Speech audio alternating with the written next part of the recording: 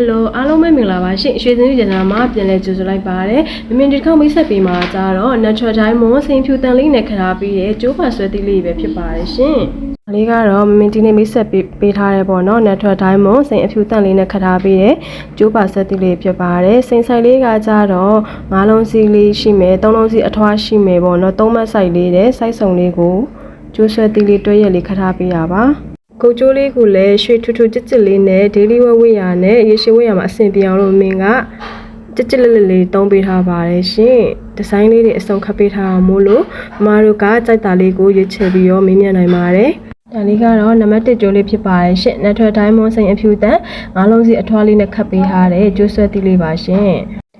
ဒါလေးကကျနံပါတ်2ကျိုးလေးဖြစ်ပါတယ်ရှင် natural diamond စိန်အဖြူတန်၃လုံးစီအထွားလေးနဲ့ခတ်ထားပေးရပါရှင်ဒါလေးကကြာနံပါတ်3လေးပါရှင်3မတ်ဆိုင်ပေါ့နော်3မတ်ဆိုင်အထွားလေးနဲ့ခတ်ထားပေးရပါသူ့မိတ်ဆက်ပေးမယ်နောက်ဆုံးကျိုးလေးကကြာတော့